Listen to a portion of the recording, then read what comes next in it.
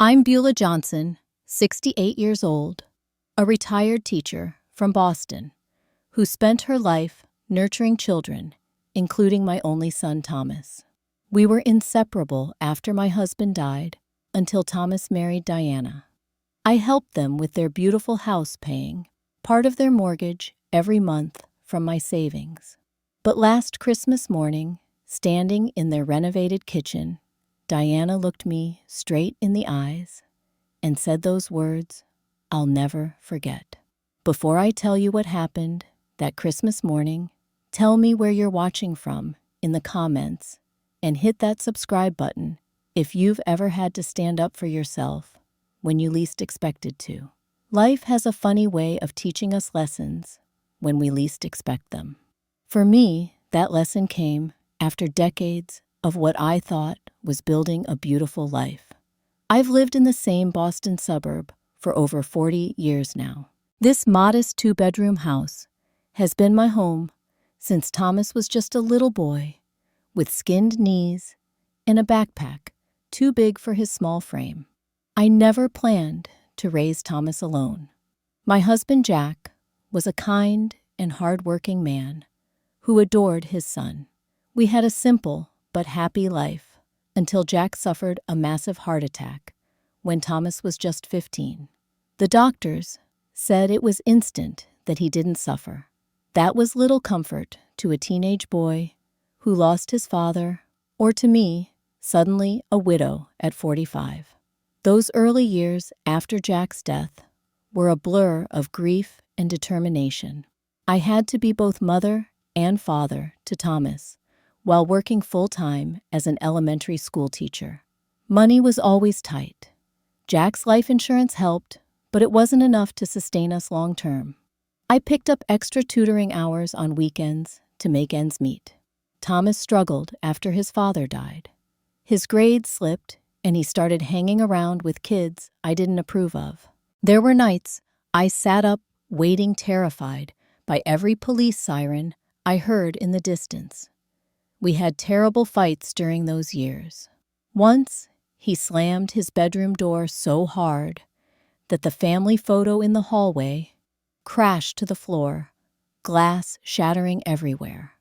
I remember kneeling there, picking up the pieces, tears streaming down my face. But we got through it together. By his senior year, Thomas had turned things around. He studied hard and earned a partial scholarship to the University of Massachusetts. I had been saving every extra penny for his education since he was born. Between his scholarship, my savings, and Thomas working part-time, we managed to get him through college without crushing debt. I was so proud watching him accept his business degree, the first in our family to graduate from college. After graduation, Thomas landed a job at a marketing firm in Boston. It wasn't glamorous, but it had potential for growth. He rented a small apartment with a college friend and began building his adult life. We had dinner together every Sunday, a tradition we both cherished. He'd tell me about his work projects, and I'd share stories about my students. We were close in a way many mothers and adult sons aren't fortunate enough to be. Thomas met Diana at a company event 3 years after he started working. She was a real estate agent handling the property where his firm was hosting a client appreciation gathering. He called me that very night, sounding more excited than I'd heard him in years. "Mom, I met someone," he said. "She's beautiful and smart and confident. Her name is Diana." I was thrilled for him. Thomas had dated before, but no one had captured his attention like this. A month later, he brought her to our Sunday dinner. Diana was indeed beautiful, with perfectly highlighted blonde hair, an expensive-looking outfit, and impeccable makeup. She complimented my home, though I noticed her eyes taking inventory of my modest furnishings. Still, she seemed kind enough, laughing at Thomas's jokes and asking questions about my teaching career. "Thomas tells me you've been at the same elementary school for decades," she said. That's real dedication. I love my students, I replied. There's nothing more rewarding than helping shape young minds. I could never do it, Diana said with a laugh. I need to see results more tangible than test scores, like commission checks. I smiled politely, though something about her comment didn't sit right with me. Their relationship moved quickly. Within 6 months, Thomas was calling to tell me they were engaged. I was surprised by the speed, but happy to see my son so in love. The engagement ring he showed me later was stunning and clearly expensive. I wondered how he had afforded it on his modest salary, but didn't ask. Diana deserves the best mom, he said, noticing my expression. I took out a small loan, but it's worth it. The wedding planning revealed more about Diana than I had seen before. She had expensive taste and strong opinions. My offer to make centerpieces was politely declined. The modest financial contribution I could make toward the wedding seemed to disappear instantly into the growing budget. The guest list, from my side, was kept small due to venue limitations. On the wedding day, Diana was radiant in a designer gown. Thomas looked happier than I'd ever seen him. During the reception, I overheard Diana talking to her bridesmaids. The house hunting starts tomorrow, she said. I've already lined up some properties in Wellesley. Nothing in Thomas's original budget, of course, but I can convince him. 2 months after the wedding, Thomas called to say they'd found their dream house. The excitement in his voice was contagious. When he mentioned the price, though, my heart sank. It was well beyond what I knew he could afford. Thomas, are you sure about this? That's a lot of house for someone just starting out. Diana says it's an investment in our future mom. Property in this neighborhood only appreciates. They invited me to see the house before they made an offer. It was beautiful, a colonial with 4 bedrooms, a gourmet kitchen, and a landscaped yard in an upscale suburb.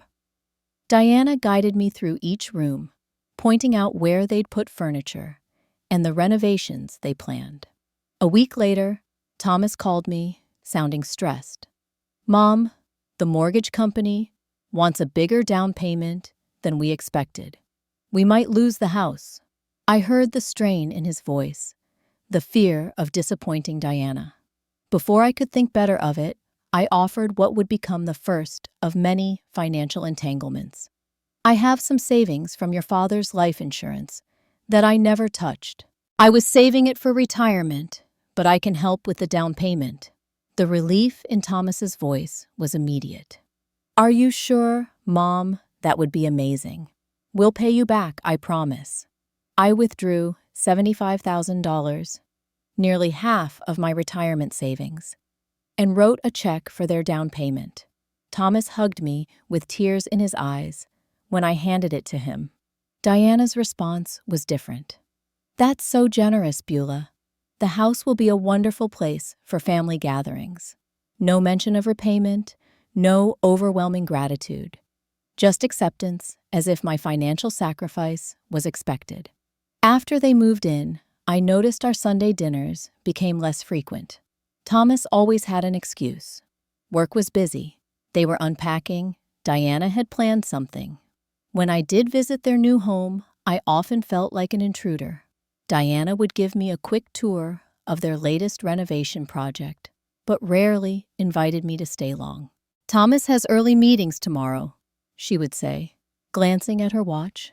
We should probably wrap up. I tried to maintain our connection through phone calls, but those too became shorter and less frequent. Thomas seemed distracted, often ending our conversations when Diana entered the room. The distance between us grew one missed call, one canceled dinner at a time. The change in Thomas wasn't dramatic at first, just subtle shifts that only a mother would notice. His carefree laugh became rarer. He checked his phone constantly when we were together, anxiety flashing across his face when Diana texted. He'd always been generous with his time and attention, but now he seemed to measure both carefully. 6 months into their marriage, I invited them to my house for dinner. Diana arrived wearing an outfit that probably cost more than my monthly pension. She glanced around my living room with barely concealed disappointment. "You still have the same furniture from when Thomas was growing up," she observed. "Don't you ever want to update?" "I'm comfortable with what I have," I replied. "These pieces have memories." "Memories don't match wall colors," she said with a laugh that didn't reach her eyes. During dinner, Diana dominated the conversation, talking about their neighborhood association and the important people they'd met. Thomas nodded along, occasionally, glancing my way with an apologetic smile. When I asked about his work, Diana answered before he could. "Thomas is too modest to brag, but his boss practically depends on him now. He's in line for a promotion by year-end, right, honey?" Thomas shifted in his chair. "Well, maybe. Nothing's certain." Later, as I was serving dessert, Diana's phone chimed. She checked it and immediately stood up. "We need to go. The Andersons just got back from Europe and invited us for drinks." Thomas looked surprised. "I didn't know about this." "I just told you," Diana said with an edge to her voice. "Don't you want to network with Bill? He could be useful for your career." They left with barely eaten dessert plates on the table and a quick hug from Thomas. "Sorry, Mom," he whispered. "I'll call you tomorrow." He didn't. The pattern continued over the next few months. Diana always seemed to have a reason why Thomas couldn't spend time with me. When they did visit, she made subtle comments about my clothes, my home, or my quaint lifestyle. Thomas rarely defended me, changing the subject instead. One day, I drove past their house on my way home from the grocery store and noticed several contractor vans in the driveway. I stopped curious about what renovations they were doing now. The kitchen had been gutted. Gleaming granite countertops were being installed along with custom cabinets and high-end appliances. In the driveway sat a new luxury SUV with Diana's personalized license plate. "Mom, what a surprise," Thomas said when he spotted me. He looked tired with dark circles under his eyes. "I was just passing by. The kitchen looks expensive," I observed. Thomas lowered his voice. "Diana says it will increase the property value. We're putting it on credit cards for now until my bonus comes through." "Is that wise? Credit card interest is so high." His expression closed off. "We know what we're doing, Mom.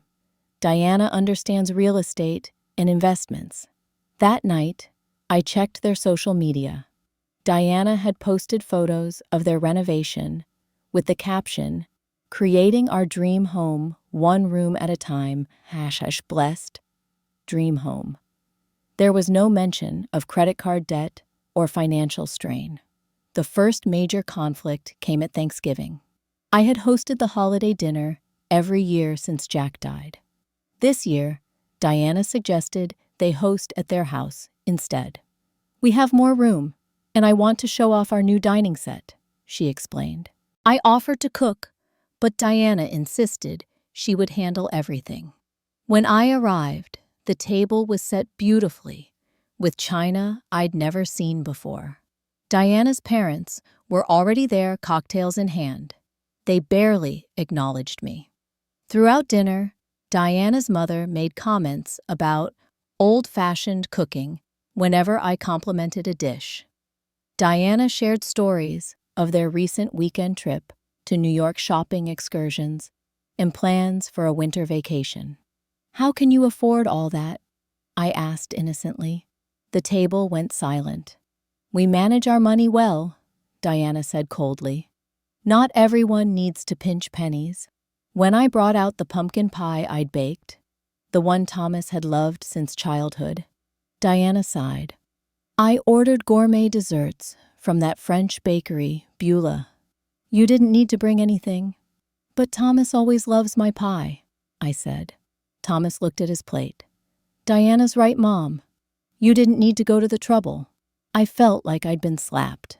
25 Thanksgivings of making his favorite pie, and suddenly, it wasn't good enough. I excused myself to the bathroom, where I struggled to compose myself. When I returned, they were serving the bakery desserts. My pie sat untouched on the counter. After another hour of increasingly uncomfortable conversation, I claimed a headache and left early. In my car, the tears finally came.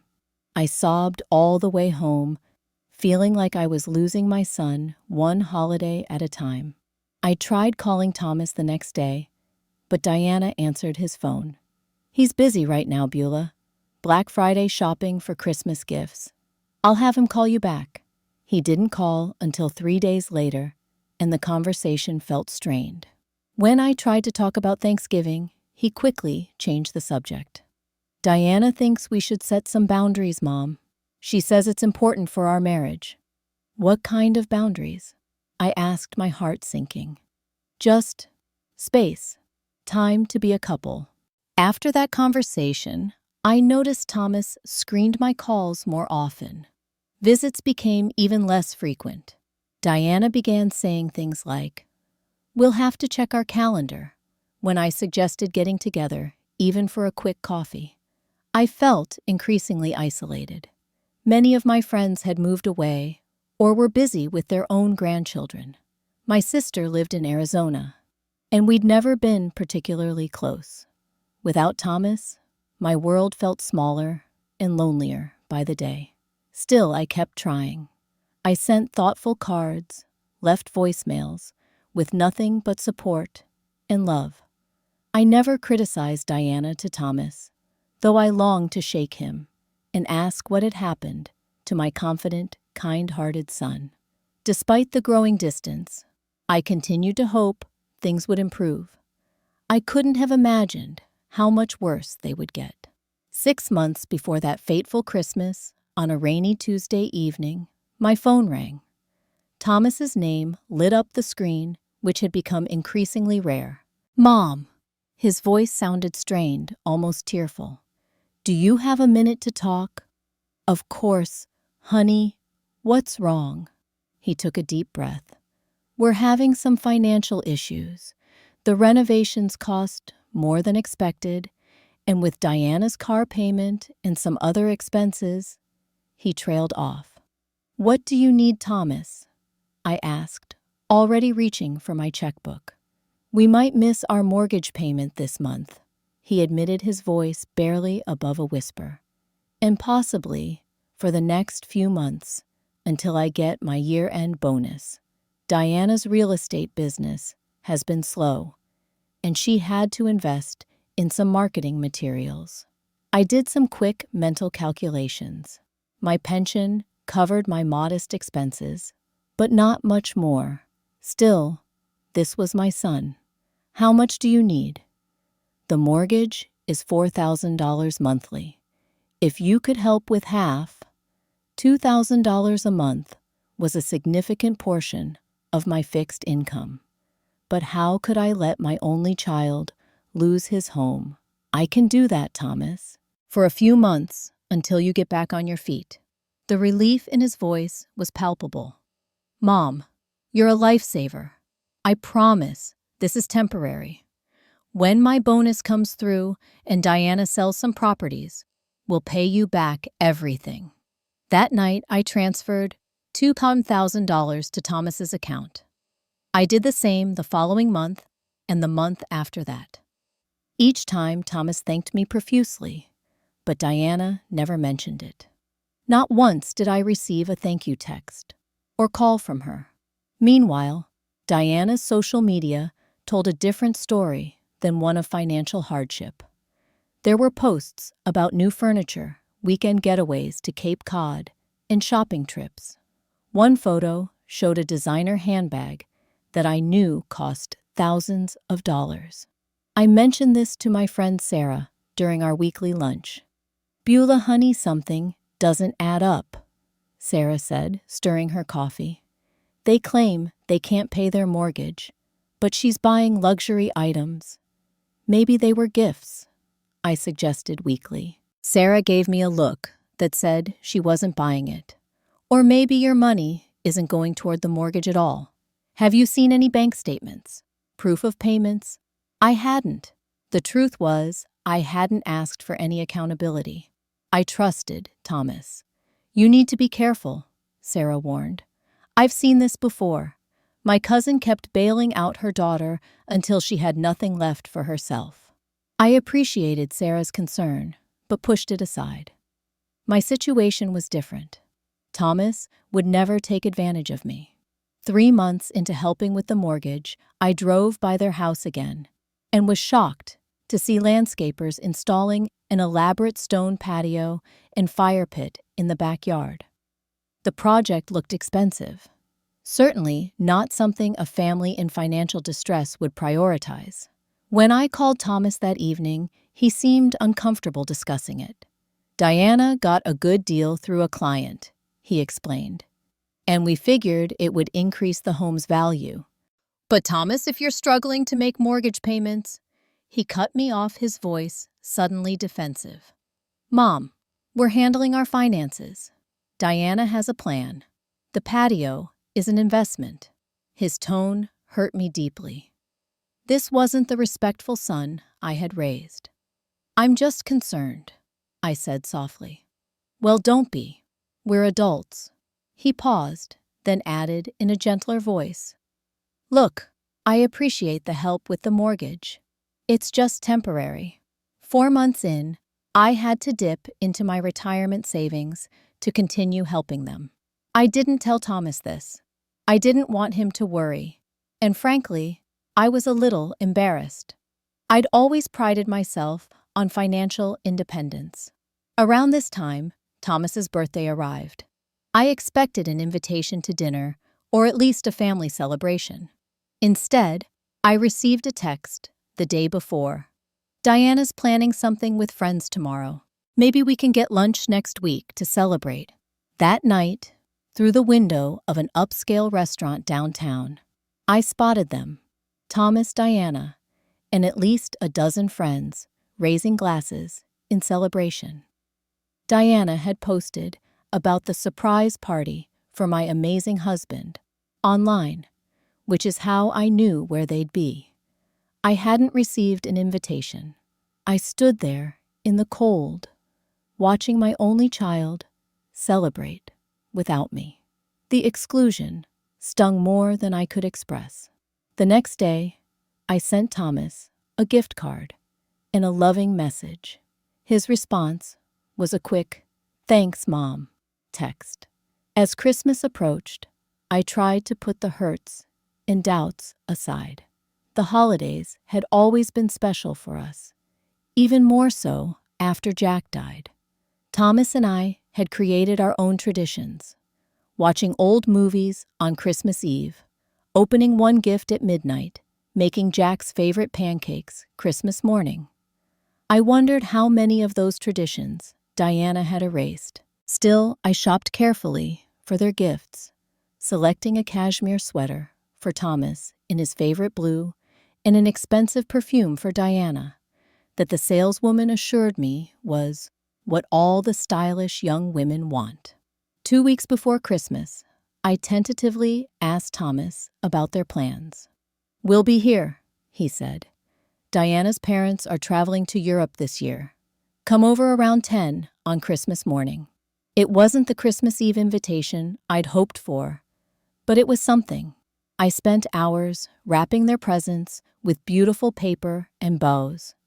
I even baked Thomas's favorite cookies, hoping to recapture some of our old holiday spirit.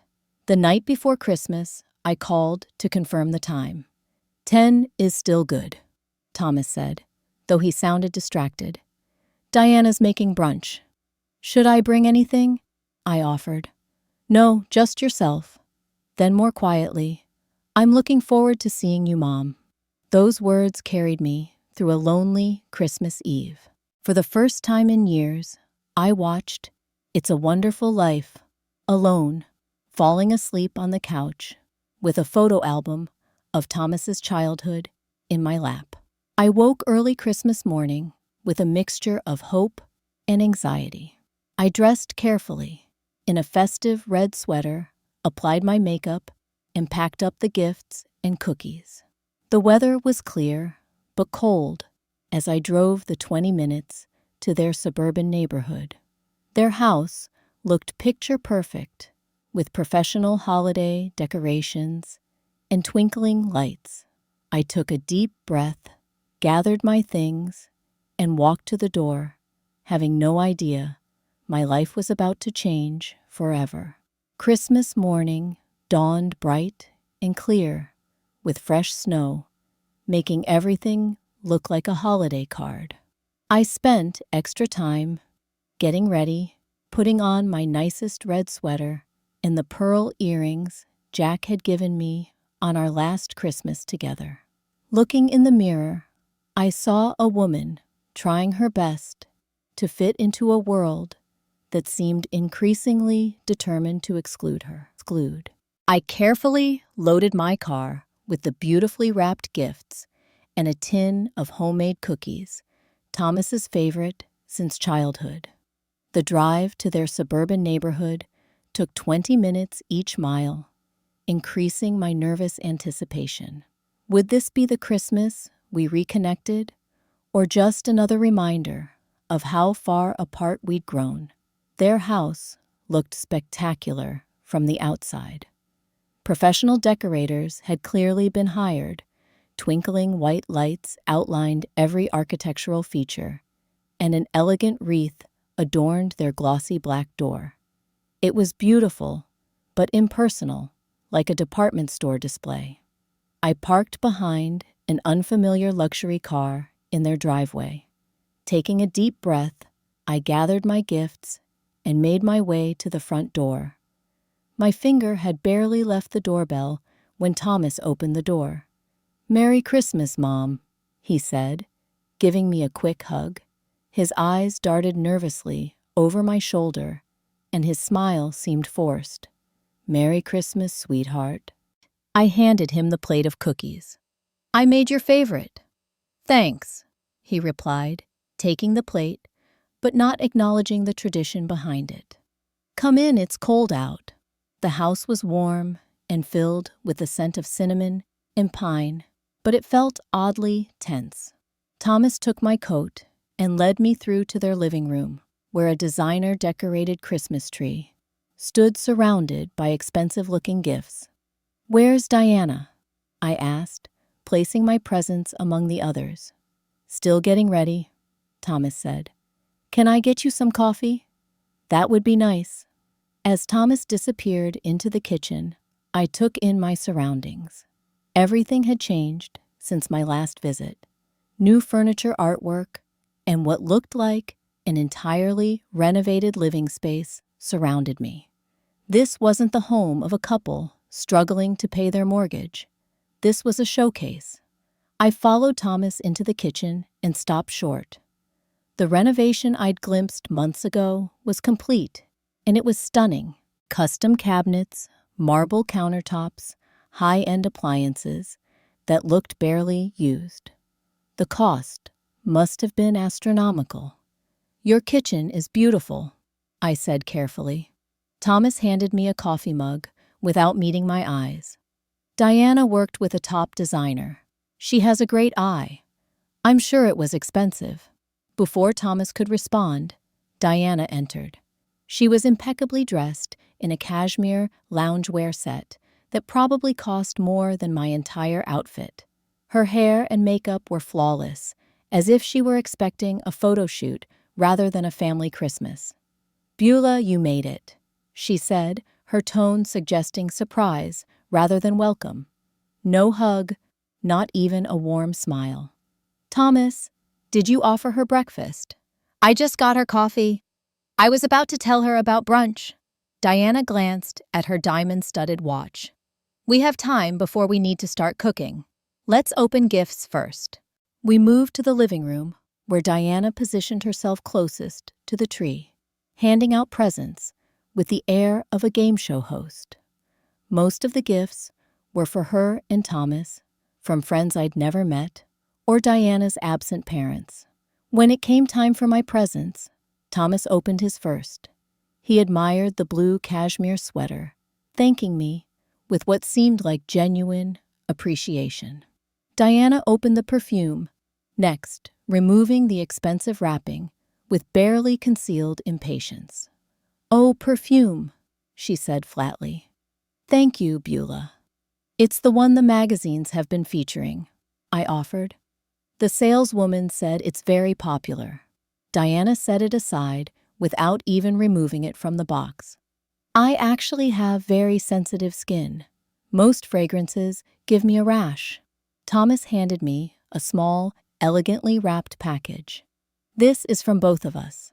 Inside was a delicate silver picture frame with a photo of Thomas as a boy. It was a lovely gift, though I couldn't help noticing the frame still had the price tag, partially attached to the back.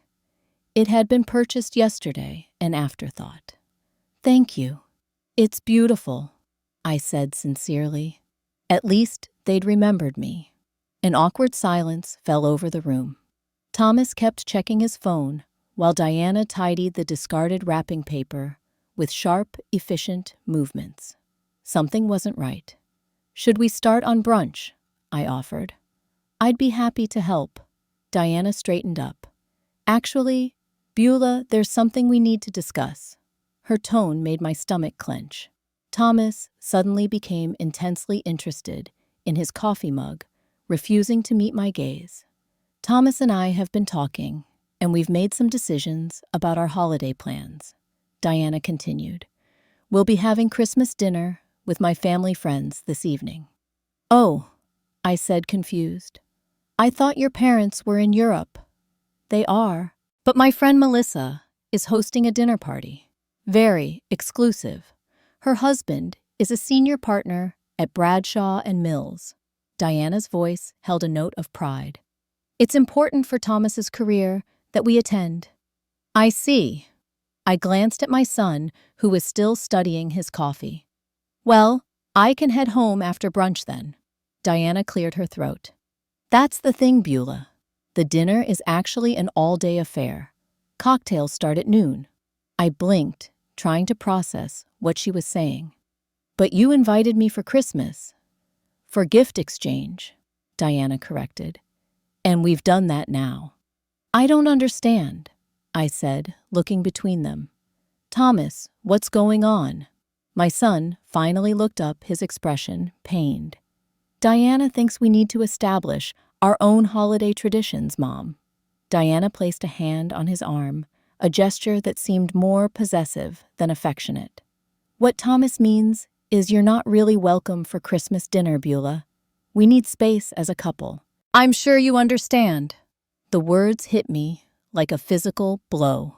"Not welcome on Christmas Day." "But I'm Thomas's mother," I said, my voice barely audible. "And I'm his wife," Diana replied smoothly. "We're building our future together. Part of that means creating boundaries." Thomas remained silent, a passive bystander to my humiliation. "Besides," Diana continued, "we've been talking about financial independence. We appreciate your contributions these past months, but we need to stand on our own." The hypocrisy was breathtaking. They were claiming financial independence while accepting $2,000 from me monthly.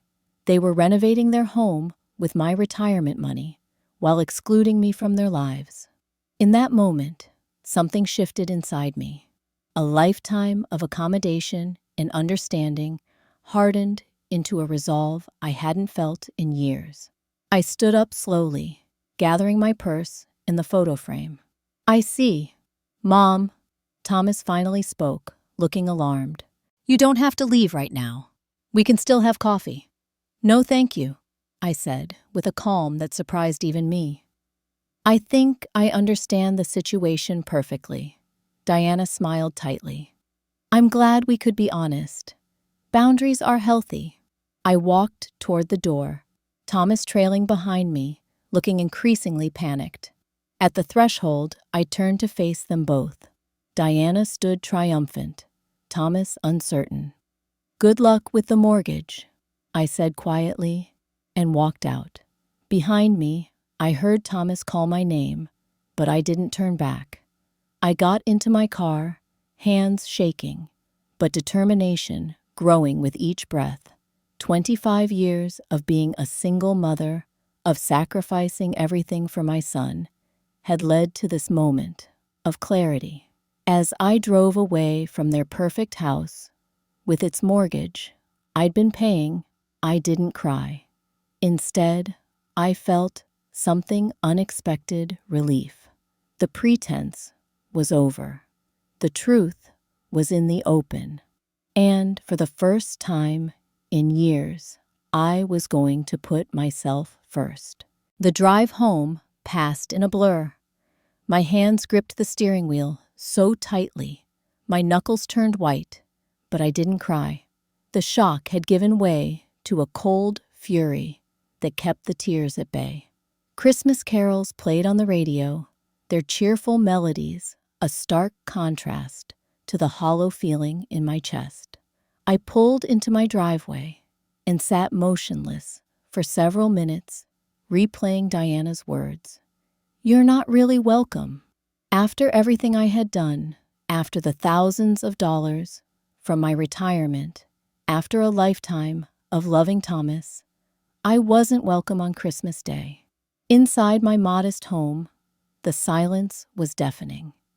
The small tree I decorated seemed pathetic, now the few presents beneath it, mostly from coworkers and neighbors, a sad testament to how small my world had become. I changed out of my holiday outfit into comfortable clothes, then sat at my kitchen table, staring at nothing. My phone began buzzing within the hour. Thomas calling. I let it go to voicemail. It buzzed again and again. By evening, I had 15 missed calls from Thomas and a text message from Diana. "You're overreacting and ruining Christmas. Thomas is upset." I turned off my phone. As darkness fell, I heated up a frozen dinner and ate it standing at my kitchen counter. Some Christmas feast. I thought of Thomas and Diana at their fancy dinner party, probably not giving me a second thought, now that the initial discomfort had passed. Had my son even defended me after I left? Or was he relieved that I'd gone quietly? The doorbell rang around 8 o'clock. For a moment, my heart leapt. Thomas had come. But when I opened the door, it was Sarah, my friend, holding a foil-covered plate. "Merry Christmas, Beulah," she said, taking in my appearance with concerned eyes. "I thought you might want some real food and company." I burst into tears. Sarah stayed for hours. I told her everything. The mortgage payments, the renovations, Diana's cruel dismissal, my parting words. She listened without interruption, occasionally squeezing my hand in support. "You did the right thing," she said when I finished. "They were taking advantage of your generosity and your love for Thomas." "But he's my son," I whispered. "My only child. And he's a grown man who let his wife treat his mother like garbage on Christmas Day." Sarah replied firmly. "You deserve better, Beulah, much better." After Sarah left, I took a sleeping pill to quiet my racing thoughts. Even so, I tossed and turned all night, cycling through anger, hurt, and doubt. Had I overreacted? Should I have stayed and endured the humiliation just to be near my son on Christmas by morning? Though resolve had replaced uncertainty, I turned my phone back on to find even more missed calls and increasingly frantic text messages from Thomas. "Mom, please call me." "Mom, I'm sorry about yesterday." "Mom, we need to talk about this." There was also a voicemail from Diana, her tone icy. "Beulah, your dramatic exit upset Thomas. This is exactly the kind of emotional manipulation we're trying to establish boundaries against. When you're ready to act like an adult, we can talk. I deleted it without responding. Instead, I called my bank and canceled the automatic transfer to Thomas's account. Then, I made an appointment with my financial advisor for the following day. It was time to protect what remained of my retirement. 2 days after Christmas, as I was putting away my holiday decorations, there was a knock at my door. Thomas stood on my porch, unshaven and disheveled, looking nothing like the polished young executive Diana was molding him into. "Mom," he said, his voice breaking. "Can I come in?" I stepped aside silently, letting him enter the home he'd grown up in, but now rarely visited. We sat in the living room, the ghost of Christmas still visible in the half-packed decorations. "I'm sorry about what happened," he began. "Diana shouldn't have said those things. But she did, and you said nothing." He flinched at my directness. "It's complicated, Mom. Diana has strong ideas about family boundaries." "Boundaries," I repeated. "Is that what we're calling it when you take my money but exclude me from your life?" "That's not fair," Thomas protested, though his eyes couldn't meet mine. "Isn't it? I've given you $2,000 every month for half a year. That's $12,000, Thomas, from my retirement savings. Money I'll never get back. We'll pay you back when things turn around. Diana's just been having a slow period with real estate, and there have been some unexpected expenses. Like the kitchen renovation, the new patio, Diana's designer clothes, and luxury car." His face flushed. "Those are investments in our future. The renovations increase the home value." "Stop." I held up my hand. "Stop lying to me, and stop lying to yourself. Diana isn't having a slow period. She's spending money you don't have on things you don't need, and I've been footing the bill." Thomas's expression crumbled. For a moment, I saw my boy again. The vulnerable, honest child I'd raised. "She has 3 credit cards I didn't know about," he admitted quietly. "We're in debt up to our eyeballs. The mortgage is just the beginning." "And you didn't think to tell me this when you asked for my help?" "I was embarrassed. And Diana said," he trailed off. "Diana said, what? That your generation doesn't understand modern finances. That carrying debt is normal now. That we deserve nice things, even if we have to go into debt for them." I sat back, stunned by the magnitude of their financial self-deception. "And Christmas, what excuse did she have for that cruelty?" Thomas looked away. "She's been planning to exclude you for weeks. Said it would be awkward having you there while she networked with important people. I should have told you, but I was afraid." "Afraid of what?" "Of standing up for your mother, of doing the right thing." "Afraid of losing her," he whispered. "You don't know what she's like when she doesn't get her way." I recognized the signs now. My son was in a controlling relationship that had isolated him from support and corrupted his values. My anger didn't disappear, but it was joined by profound sadness. "Thomas," I said gently, "this isn't healthy, and it's not the way I raised you to behave." "I know." He looked up, desperation in his eyes. "But Mom, without your help with the mortgage, we might lose the house. Diana will never forgive me." And there it was, the real reason for his visit. Not reconciliation, but desperation for continued financial support. "I've canceled the transfers," I said firmly. "I won't be helping with the mortgage anymore. Mom, please, just for a few more months. I'll make sure Diana appreciates it. We'll have you over more often." "No, Thomas. I love you, but I won't enable this anymore. You and Diana need to live within your means. If that means selling the house and buying something more affordable, then that's what adults do." He stood abruptly, anger replacing contrition. "This is because Diana hurt your feelings, isn't it? You're punishing us because she said something thoughtless on Christmas. This isn't punishment. It's a necessary consequence. I'm not an ATM, Thomas. I'm your mother, and I deserve respect. We need that money, he insisted, his voice rising. What am I supposed to tell Diana? The truth, that your mother has been keeping you afloat for months, and now you need to figure it out on your own. Thomas grabbed his coat, his movements jerky with anger. You don't understand what you're doing. Diana will make my life hell. Then perhaps you should reconsider your marriage, not your mother's boundaries, I replied steadily. He left without another word, slamming the door like he used to as a teenager. The house shook with the force of it, but this time I didn't cry. Instead, I felt an odd sense of peace. I had done the right thing, the necessary thing, even though it hurt. Sometimes, love means setting difficult boundaries. That evening, I received a text from Diana. You've just guaranteed you'll never meet your grandchildren. Hope you're happy with your decision. The threat stung, but it also confirmed I'd made the right choice. This wasn't a healthy family dynamic. This was emotional blackmail. I turned off my phone again and made myself a cup of tea. The house was quiet, but it was my quiet. No manipulation, no walking on eggshells, no financial drain. Just peace.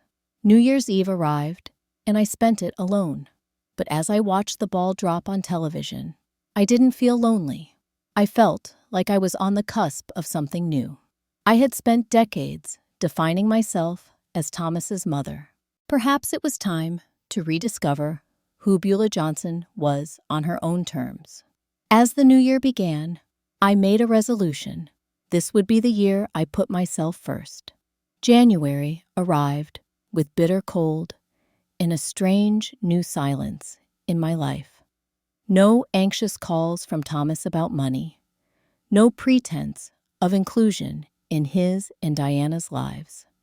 The sudden absence of stress was almost disorienting, like the phantom pain of an amputated limb. The first week of the new year, I met with my financial advisor, Martin, a kind man who had helped me manage my modest savings since Jack died. Let me understand this correctly, he said, reviewing my account statements. You've been withdrawing $2,000 monthly to help your son with his mortgage. Yes, I admitted, embarrassed by my financial naivety. For 6 months, Martin removed his glasses and rubbed the bridge of his nose. Beulah, that's a significant portion of your fixed income.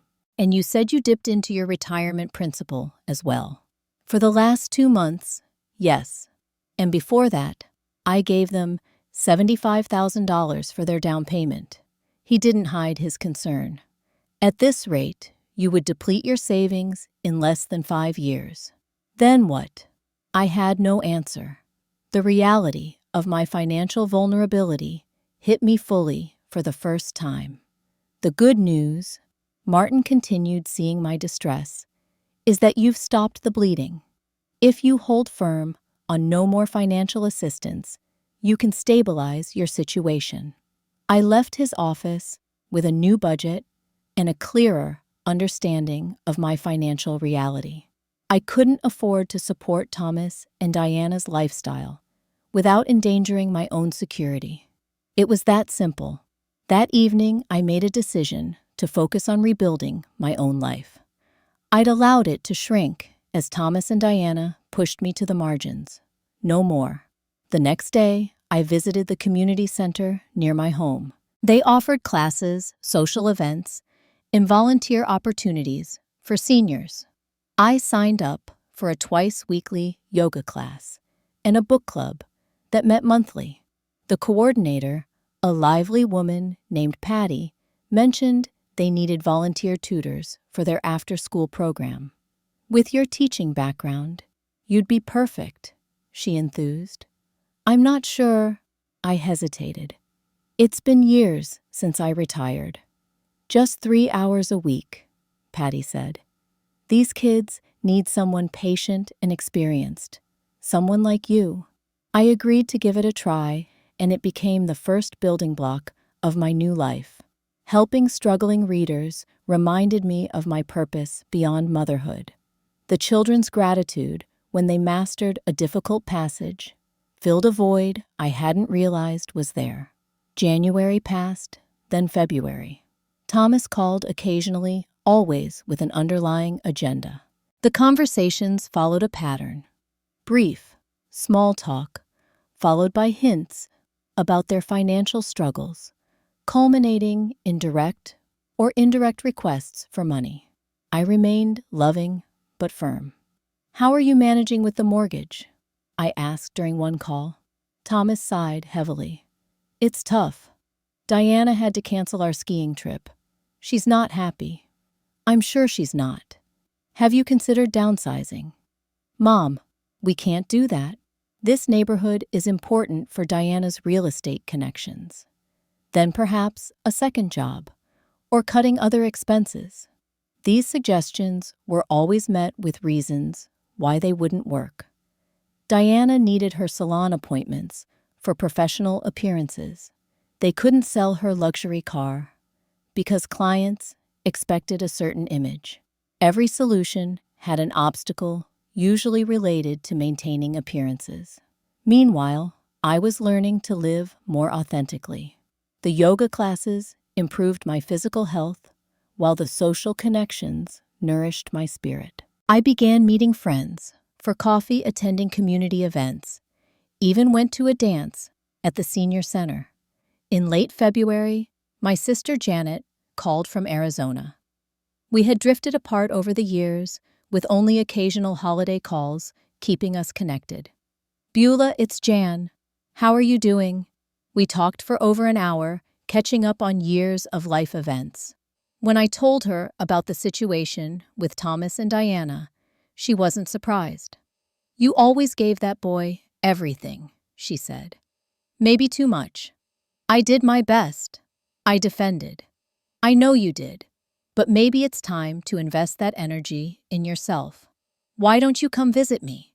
Scottsdale is beautiful this time of year, and I have plenty of room." The idea was immediately appealing. I hadn't taken a real vacation in years, always saving my money for emergencies, or for Thomas. "I'd like that," I said. We planned a 2-week visit for March. The prospect of sunshine and sisterly reconnection gave me something to look forward to. The weekend before my trip, Thomas appeared at my door unannounced. He looked tired, but well-dressed as always. Diana's influence. "Mom, can we talk?" We sat in my kitchen, where I'd comforted him through childhood disappointments, teenage heartbreaks, and adult challenges. Now, we faced each other like cautious strangers. "Diana and I are having problems," he admitted. "Serious problems." "I'm sorry to hear that." I kept my voice neutral, waiting. "She blames me for losing your financial support. Says I should have managed you better." He looked down at his hands. "We might lose the house, Mom. The bank sent a warning letter about foreclosure." I felt a pang of guilt, quickly replaced by resolve. This was not my crisis to solve. "What are you planning to do?" I asked. "That's why I'm here. If you could just help, temporarily, maybe 3 months of mortgage payments while we get things sorted out." "Thomas," I interrupted gently, "that won't solve the underlying problem. You're living beyond your means. Diana is spending more than you earn." His face hardened. "So you're refusing to help your only son? After everything I've done for you?" The unfairness of this statement took my breath away. "What exactly have you done for me, Thomas? In recent years, what support have you provided?" He had no answer. "I love you," I continued. "I will always love you, but I won't enable behavior that's ultimately destructive to both of us." "Diana was right about you," he said bitterly. "You only care about yourself." "Is that what she says? After I gave you $75,000 for your down payment and $12,000 for your mortgage, after I was excluded from your life, except when you needed money." Thomas stood, anger and shame warring on his face. "I don't need this guilt trip." "It's not a guilt trip, Thomas. It's reality. And until you're ready to face it, nothing will change." He left without resolving anything. I cried after he was gone, mourning the relationship we once had. But I didn't call him, and I didn't send money. Later that day, my phone rang. Diana's name appeared on the screen. After a moment's hesitation, I answered. "Beulah," she began without preamble. "I don't know what you said to Thomas, but he came home furious. This has to stop." "What has to stop, Diana?" "Your manipulation, your guilt trips, this passive-aggressive punishment, because we established healthy boundaries at Christmas." I took a deep breath, choosing my words carefully. "There's nothing passive about my position, Diana. I will not provide financial support to a household that excludes me from all but financial contributions. That's not punishment. It's self-respect." "We're family," she protested. "Family helps each other. Family respects each other," I countered. "Family doesn't say, 'You're not welcome' on Christmas morning." There was a moment of silence before Diana changed tactics. "Thomas told me you're going to Arizona soon. How can you afford a vacation when we might lose our home?" The audacity was almost impressive. "My financial decisions are no longer your concern, Diana. Just as yours are no longer mine." "You'll regret this," she said, her voice cold. "When we have children, don't expect to be involved in their lives." "If you have children," I replied calmly, "I hope you teach them about gratitude, respect, and living within their means. Those are lessons worth passing on." She hung up without another word. I finished packing for Arizona with a lighter heart than I'd had in months. Thomas and Diana's problems were of their own making, and only they could solve them. Meanwhile, I had a life to reclaim. The night before my departure, I looked around my modest home with new appreciation. It wasn't fancy. It wasn't renovated with the latest trends, but it was mine, paid for, filled with memories and security. I had raised a child here, built a life, survived widowhood, and now I was beginning a new chapter. Not as Thomas's mother or Diana's antagonist, but simply as Beulah Johnson, a woman rediscovering her worth. Arizona welcomed me with endless blue skies and a warmth that seeped into my bones, making Boston's winter seem like a distant memory. Janet met me at the airport, and the years of distance between us melted away as we embraced. "You look tired, Beulah," she said, studying my face. "It's been a difficult few months." Janet's home in Scottsdale was comfortable and bright, with a small garden and a patio where we had our morning coffee, watching the sunrise paint the desert in shades of gold and pink. My sister had built a good life for herself after her own divorce 20 years earlier. "I was scared at first," she told me one evening as we shared a bottle of wine. "Starting over in my 50s seemed impossible, but it was the best thing I ever did." I envied her courage, her reinvention. "I don't know if I could do what you did." "You already are," Janet pointed out. "Standing up to Thomas and Diana took backbone. Now you just need to decide what you want your life to look like going forward." What did I want? The question followed me through our days of sightseeing, hiking in the desert, and reconnecting with the sister I'd nearly lost to time and distance. I had defined myself as Thomas's mother for so long that imagining another identity felt foreign. During my second week in Arizona, Thomas called. I stepped out onto Janet's patio to take it. "Mom," he began, his voice strained. "I need to tell you something." "I'm listening." "Diana and I are separating." I've moved out of the house. The news shouldn't have surprised me, but it did. I'm sorry to hear that, Thomas. Are you okay? Not really. He sounded exhausted. I'm staying with my friend Mark for now. Diana says she's going to sell the house. Maybe that's for the best, I suggested gently. A fresh start. She's blaming me for everything. Says I ruined our life by not keeping you in line financially. She found out how much debt we're in and completely lost it. I bit back my first response, that Diana's spending habits had created that debt. Instead, I asked, "What are you going to do now?" "I don't know." His voice broke. "I really messed up, Mom. With the house, with money, with how I treated you." It was the first real acknowledgement of his behavior. "Yes, you did." I agreed. "But mistakes don't have to define you." "I miss you," he said simply. "I miss who we used to be." "I miss that too." We talked for nearly an hour. Thomas sounded more like himself than he had in years. Vulnerable, honest, without the polished veneer Diana had cultivated. He admitted to ignoring red flags in their relationship, to prioritizing peace with Diana, over respect for me. "I let her control everything because it was easier than fighting," he confessed, "even when I knew it was wrong." "What do you want now, Thomas?" I asked. "To fix things with you. To get my life in order. I don't even recognize myself anymore." After we hung up, Janet found me still sitting on the patio watching the sunset. "Thomas," she guessed. I nodded. "He and Diana are separating. Are you going to bail him out again?" The question wasn't judgmental, just practical. Janet had always been the pragmatic sister. "No," I said with certainty. "I'll be there emotionally, but he needs to figure this out himself." "Good," Janet approved. "You raised him better than he's been acting. Maybe now he'll remember that."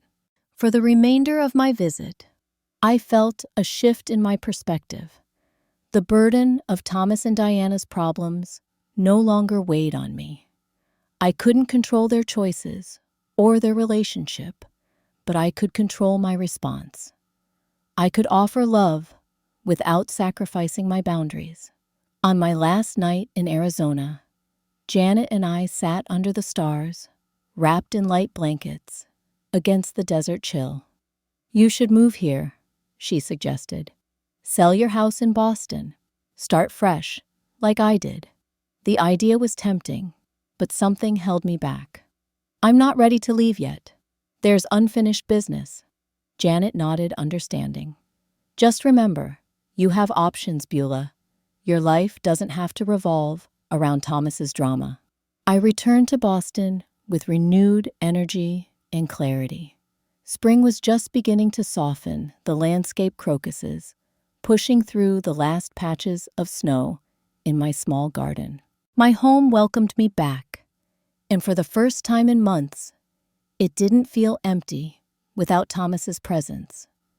It felt like mine. The first week back, I threw myself into my volunteer work and community activities. I started a small container garden on my patio. I called friends I'd neglected during my preoccupation with Thomas's problems. Thomas called regularly, updating me on his situation. Diana was indeed selling the house, which had gone on the market at a price well below what they'd invested in it. The renovations that were supposed to increase its value hadn't translated to a higher selling price in a cooling market. "She's furious," Thomas reported. "Says we're losing money because I wouldn't stand up to you about the mortgage payments." "That's not why you're losing money," I pointed out. "I know," he sighed. "We spent too much, borrowed too much. Diana's credit card debt is worse than I realized." Thomas had taken a second job bartending on weekends to pay for his small apartment and begin addressing his share of their debt. It was humbling for him serving drinks to people who had attended their lavish parties, but I was proud of him for facing reality. Diana, meanwhile, had begun a campaign to salvage her reputation and assign blame. She told friends that Thomas had hidden financial problems from her. She claimed I had manipulated the situation out of jealousy. She positioned herself as the victim of both mother and son. Let her say what she wants, I advised Thomas when he called upset about the rumors. People who matter know the truth. 3 months after my return from Arizona, Thomas came to Sunday dinner at my house. It was the first time we'd revived our old tradition since before Diana. He brought a bottle of inexpensive wine and helped me cook just like old times. Over dinner, he shared that the divorce proceedings had begun. Diana's asking for everything, even though we're underwater on most of it, he said.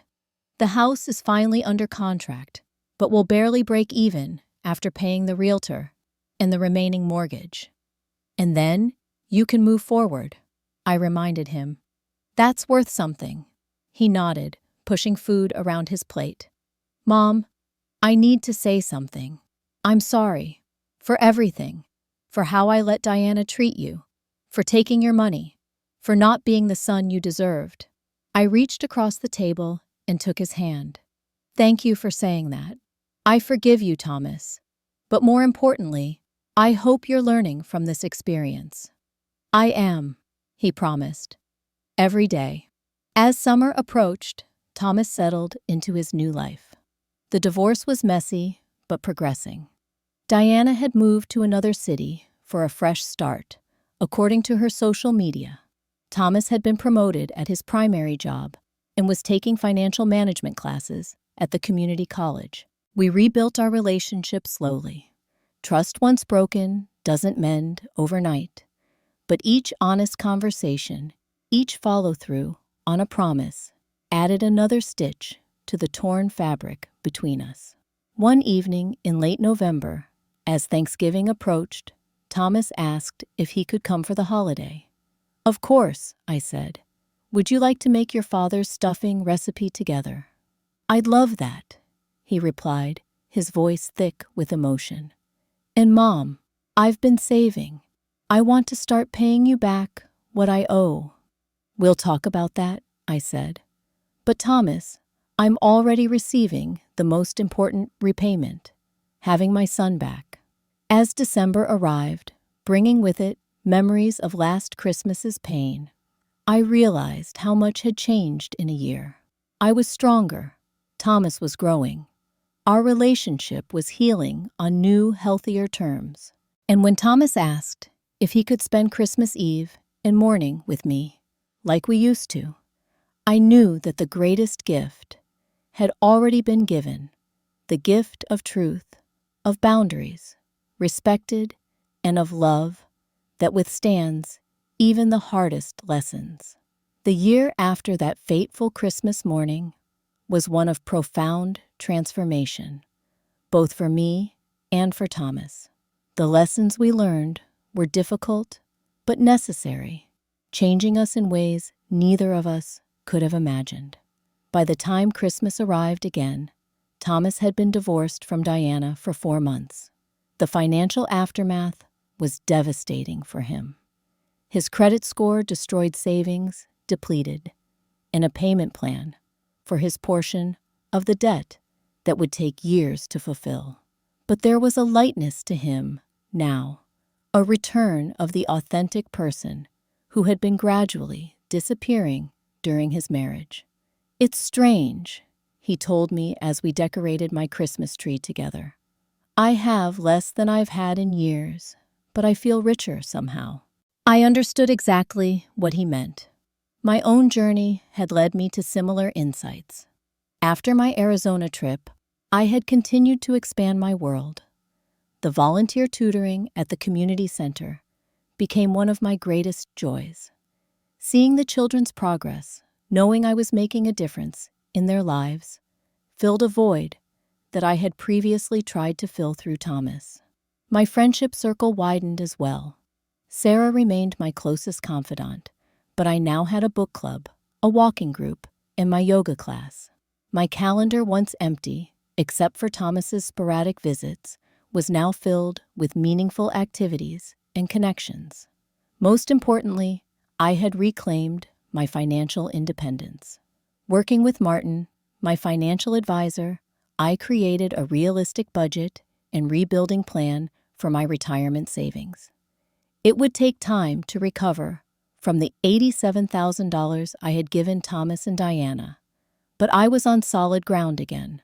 Thomas insisted on contributing to this recovery. Despite my initial reluctance, he set up a monthly transfer of $200 to my account, a symbolic but meaningful gesture that he increased whenever his finances allowed. It wasn't about the money itself, but about the accountability and respect it represented. "I want to make things right," he said simply, when I tried to refuse the first payment. Not just with words, but with actions. His humble studio apartment couldn't have been more different from the showcase home he'd shared with Diana. Basic furnishings, no expensive renovations, not a single item purchased to impress others. Yet when I visited him there, I saw contentment that had been absent in his marriage. Diana texted me last week. He mentioned, one evening in early December, she's engaged again. Some wealthy developer she met through real estate. "How do you feel about that?" I asked carefully. Thomas considered the question. Relieved mostly, and a little sorry for him. He smiled ruefully. "Is that terrible of me?" "It's honest," I replied. And honesty is something we've both learned to value. As Christmas approached, we decided to create new traditions that honored our past while acknowledging our growth. Thomas would come to my house on Christmas Eve. We would watch It's a Wonderful Life, just as we had when he was growing up. We would open one gift at midnight, then have breakfast together Christmas morning before visiting Sarah and her family for dinner. "Simple," Thomas said approvingly. "No pretense, no showing off, just us."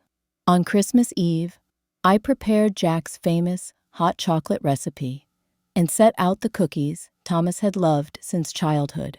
When he arrived, carrying modestly wrapped gifts and wearing the blue sweater I'd given him the previous Christmas, I felt a profound sense of peace. We settled in the living room, the tree lights casting a warm glow, and watched the familiar story of George Bailey unfold. Just as George discovered that his apparently small life was rich with meaning and connection, Thomas and I had found our way back to what truly mattered. "I was so lost, Mom," Thomas said quietly as the credits rolled. "I got caught up in appearances and possessions and what Diana thought was important. I forgot who I was." "We all lose our way sometimes," I told him. "The important thing is finding the path back." At midnight, we exchanged our one gift. Thomas handed me a small, carefully wrapped package. Inside was a delicate silver charm bracelet with two charms, a teacher's apple and a heart. "The apple is for everything you've taught me," he explained, his voice catching. "And the heart? Well, that's obvious." My gift to Thomas was a framed photo of him as a child, sitting on Jack's shoulders at the beach, both of them laughing with abandon. "To remember who you really are," I said. "The boy who knew that happiness wasn't about things." We both had tears in our eyes as we hugged. The journey to this moment had been painful for both of us, but necessary. Through the hardest lesson of my life, letting Thomas face the consequences of his choices, I had found unexpected freedom, and Thomas had found his way back to his authentic self. Christmas morning dawned clear and cold. We made Jack's favorite pancakes together, laughing as Thomas flipped one too enthusiastically, and it stuck to the ceiling briefly before falling back into the pan. "Some things never change," I teased, remembering similar kitchen disasters from his childhood. As we ate, Thomas grew serious. "Mom, I've been thinking about going back to school, maybe for counseling or social work. I want to help people who are in bad relationships or financial trouble. I understand those struggles now in a way I never could before. I think that's a wonderful idea, I said sincerely. Your experience gives you compassion. It's going to take years, he warned. And I won't make much money, at least not at first. The best things often take time, I replied. And real wealth isn't measured in dollars. After breakfast, we bundled up for a walk through the snow-covered neighborhood. Christmas decorations adorned most houses. Families were visible through windows, opening gifts or preparing meals. Simple moments of connection that I now recognized as the true treasure of life. I'm sorry it took such a hard lesson for me to understand what matters, Thomas said, as we walked arm in arm. But I'm grateful for it in a strange way. I needed to lose everything to find myself again. I squeezed his arm. Sometimes we have to say, good luck with the mortgage, to say, I love myself enough to set boundaries. He laughed. That line is legendary now, you know. Sarah tells everyone about my badass mom who walked out on Christmas with the perfect parting shot. We spent the afternoon with Sarah and her family, enjoying a meal that wasn't designed to impress, but to nourish both body and spirit. Thomas played board games with Sarah's grandchildren, showing a patience and playfulness I hadn't seen in years. As evening fell and we prepared to leave, Sarah pulled me aside. He's himself again, she observed. The real Thomas is back. Yes, I agreed. Sometimes love means letting go enough for someone to find their way home. The year had taught me that true family bonds aren't about financial support or obligation. They're built on respect, honesty, and healthy boundaries. By standing firm when Diana said I wasn't welcome, by walking away with dignity instead of clinging to a toxic situation, I had ultimately saved not just myself, but my relationship with my son. The road ahead wouldn't always be easy. Thomas had years of debt to resolve. I had retirement planning to reconsider. But we faced these challenges with clear eyes and authentic hearts, no longer pretending or performing for others' approval. As we drove home through the quiet Christmas night, Thomas asked, "Do you think we could make this our new tradition? Christmas Eve and morning, together dinner, with friends, nothing fancy or stressful." "I'd like that very much," I replied, thinking how different this Christmas felt from the last one. Then I had driven home, alone, rejected, and heartbroken. Now, my son sat beside me, both of us bruised by experience, but stronger for it. Sometimes the greatest gift we can give ourselves is the courage to say no more to mistreatment. Sometimes the greatest gift we can give our children is the reality check of natural consequences. And sometimes a simple good luck with the mortgage can be the beginning of a journey back to what truly matters: authentic love, genuine connection, and the quiet dignity of living in truth. Have you ever had to walk away from someone you loved for their own good, or set a boundary that was painful but necessary? Share your experience in the comments below. Your story might help someone else find the strength to make a difficult but necessary choice. And if this story resonated with you, please subscribe and hit that like button. Remember, sometimes the hardest sentences to say are the ones that set us free. Thank you for listening, and I wish you the wisdom to know when to hold on and when to walk away with your dignity intact.